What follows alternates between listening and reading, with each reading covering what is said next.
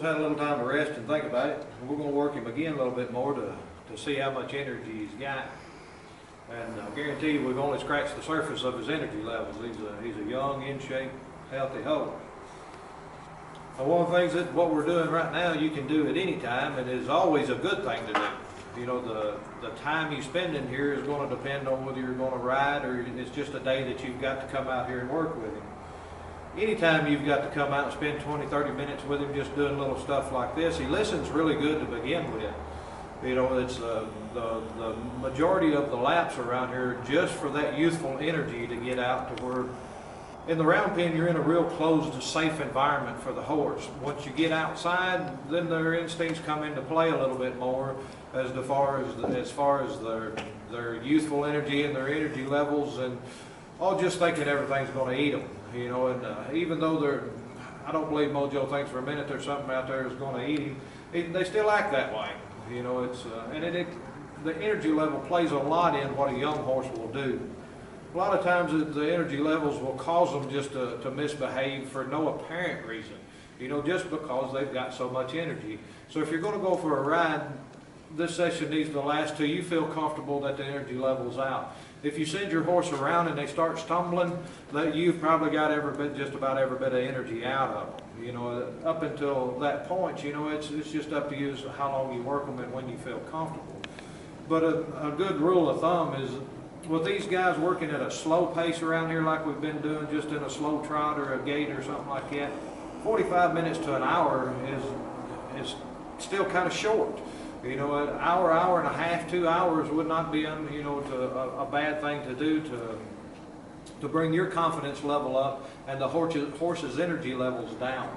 And giving them time to rest in between, just a few minutes to That's right. take breathers. You always need to stop and just look at the body condition and the way your horse is behaving. You know, everything to them is about body language, and if you learn to read their body language, they'll tell you just about exactly everything that's going on. You know, and if you come up and they're, you know, like say they're starting to stumble around there and things like that, you know you're probably pushing it a little too far. You don't want to just suck everything they've got out of them. And you don't want to make it just a miserable experience for the horse either. You know, especially on the days that you're not going to ride, a lot of the time that you come out here is going to be kind of fun for you and the horse too. The horse, especially Mojo and Milo as well, they both like learning stuff. Mojo's a little bit on the lazy side, you know, most times he can kind of care less whether he does the laps or not, you know, but the rest of the things he seems to enjoy learning, while Milo on the other hand seems to enjoy anything you want to teach him, anything new, anything coming around, he wants to learn. But we're going to get him back going around back here. And one of the things about the cues that you give a horse, you need to be really consistent in your cues that you give a horse and make sure that, again, that communication is real clear of what you're asking the horse to do so he understands what you want him to do. Like I said, Mojo's willing to learn, but he has to understand what you want. And when we get him up going, we make a kissing noise to get him to move the feet forward, or I say get up, Aaron says trot in the round pen, you know, it's just a matter of preference. And as long as you use that kissing noise in conjunction with it, you can kind of change that as whatever suits you. Just keep in mind as each horse is an individual, each trainer is an individual. Aaron and I train with just a little bit different techniques, but the theory is the same. The horse always has to do the task in hand before you quit. You never get upset at the horse. Yeah, that's right, I know. You never get upset at the horse if he makes a mistake. You just start over and work it on again. Don't get upset at yourself if you make a mistake. Just start over and do it again calmly and consistently. And one of the main verbal commands that we teach them is whoa. That's one of the most important ones. You want them to be able to whoa from several different lines of communication, but the most one we use mostly is verbal. But other verbal commands like walk comes into a good play. I like to use it from the saddle if I'm gaiting, just to tell the horse to walk so I don't have to put any pressure in their mouth or anything like that, and they just come down to a dog walk. And you teach that in a round pen, and that's what we're going to do here is to get him to just transition a little bit from a faster gait down to a walk, back up to a faster gait, and do some transitions as far as direction goes. We always start out with a line. I always like to, it's a good idea to start out every round pen session with a line. Because you know, the horses have bad days just the same as we do. You know, there's days when they work really easy with everything and days when they're hard to get to do something. And you have a little bit more control over your horse when you start out with a line. Now we'll transition to without a line, but all of our cues still come into play. our body language and visual cues that we give them to point the direction, and their whip hand and everything still comes into play even without a rope. Yep.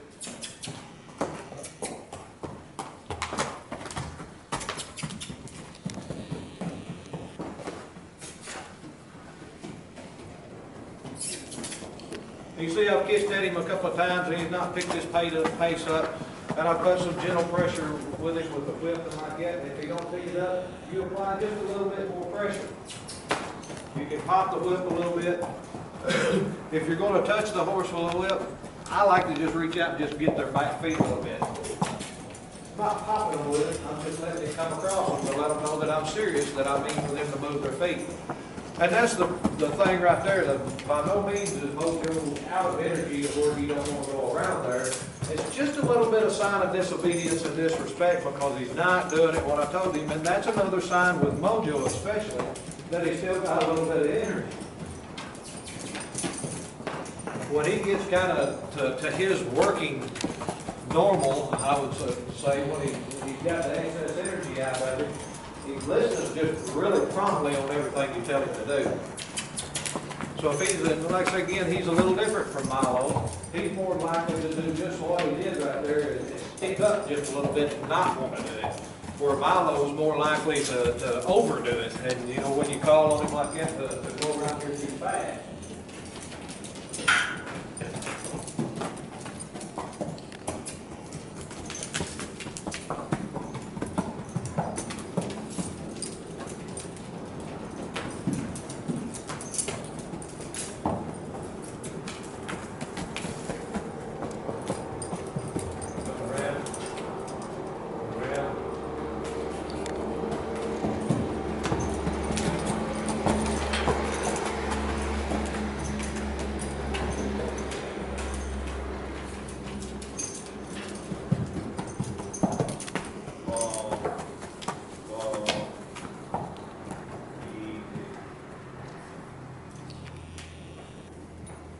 Another vocal command that is easy, if they're already at a dog walk but going just a little bit fast, you use easy just to get them to slow down a little bit. You use it when you're going down a hill. Use it anytime you want to take just a little bit slower step, maybe a little bit more care with that step.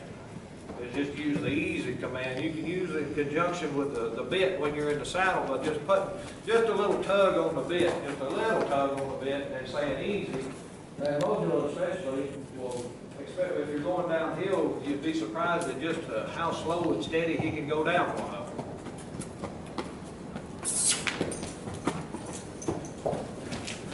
You see that? I don't know whether you got it on camera there pretty good or not, but just the little head movement there towards me and the ear kind of laid flat back against there, he's still pretty energetic.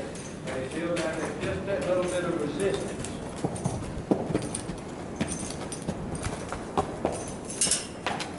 Tell a lot by his eye, too. I'm making real good visual cues and using the whip there just by putting a little pressure on him to get him to come around. They're again changing hands with the lead rope and your whip hand when you're asking him to go around. So always remember you're kind of herding him with the whip and leading him with the lead rope at the same time.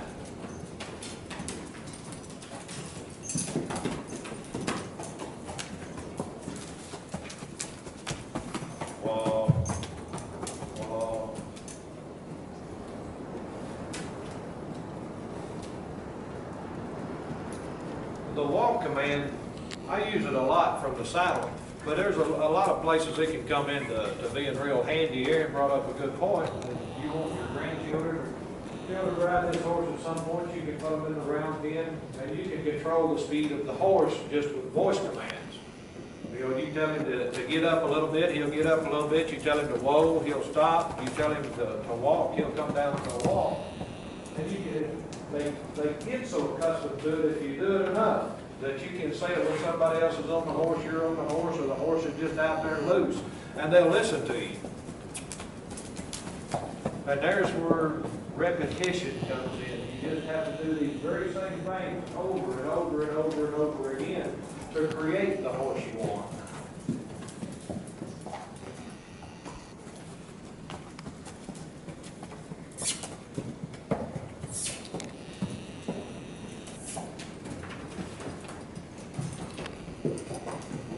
You see now he's starting to exhibit some signs of having the energy out.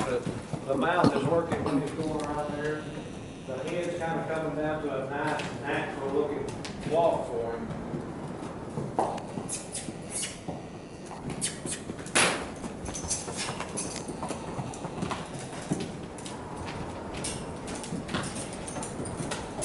Walk. Walk.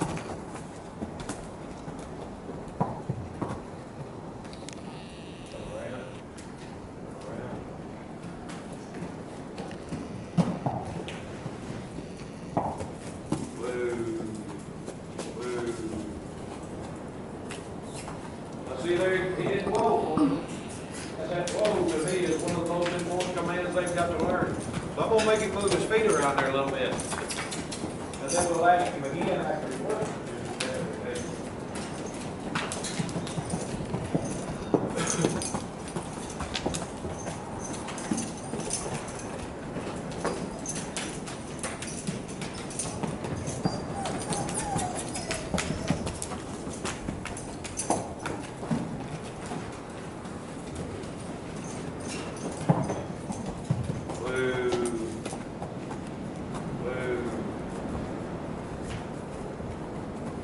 See there, he decided to make the right move. He was one step away from having to go around a few more times. And when they do something, if you have a problem with something, and when they do it, you need to let them know immediately that they've done the right thing. You know, which is why I let him come on in there and stop and stand still for just a second.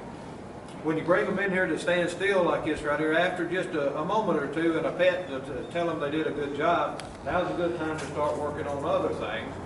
And you can continue your exercising to get that energy out with the wrong move they make.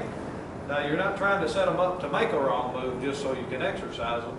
You're just going through the things they know, the things you want them to know, new things you want them to learn, or anything after they get just a little bit of energy wore off of them. And this you need to incorporate into any round pen session. You know, whether you're riding or it's just a 30-minute out there, send him around a few times if it's just a real quick session, and bring him in and start doing these things with him, just picking his feet up, getting him to park out.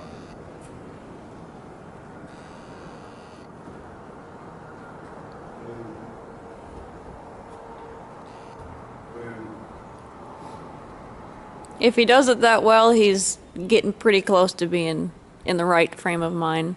Yeah. Oftentimes he'll say no, and you'll just sit there tapping on his heel for You pretty several much know seconds. When Mojo still got energy left in him, he's still just a little bit resistant to everything. You know, he's not outright belligerent about anything, but he'll just, the little moments in there, and it's to be expected. He's a horse. That's what they do.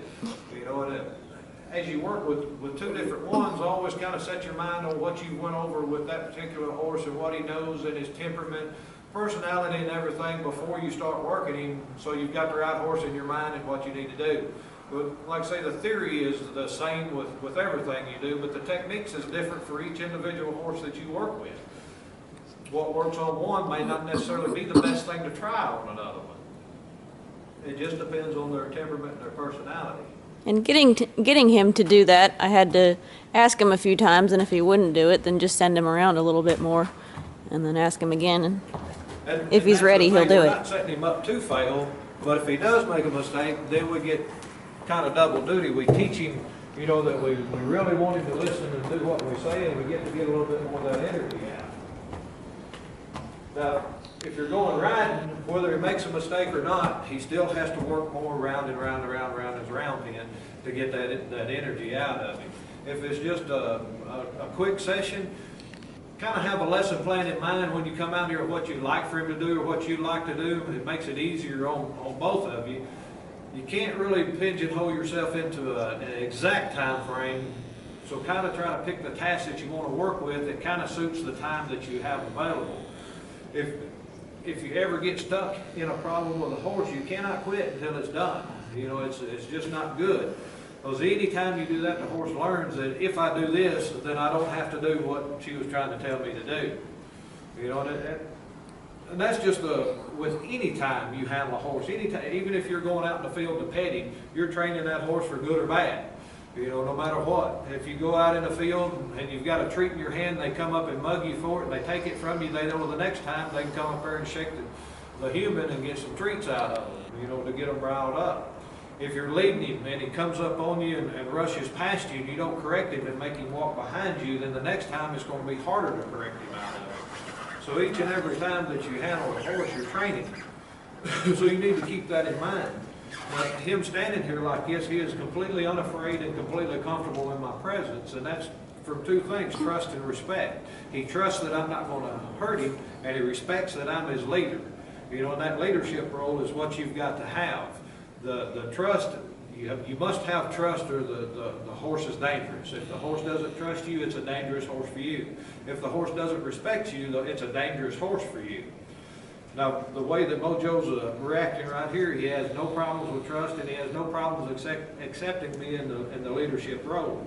Now, if he was coming out there and pushing on me and trying to mouth on me and push and stuff like that, it's a sign of disrespect. And it's a sign that he's trying to be dominant over me, because he's trying to move me out of my tracks or get a reaction out of me by his actions. And that's just absolutely not allowed. Affection is a great, wonderful thing, but they have to learn to take it, you know, without trying to reciprocate like they do with each other. You know, they have to learn that you're a leader like the horse, but you're not a horse to play with like they do. We're just not tough enough to play horsey play.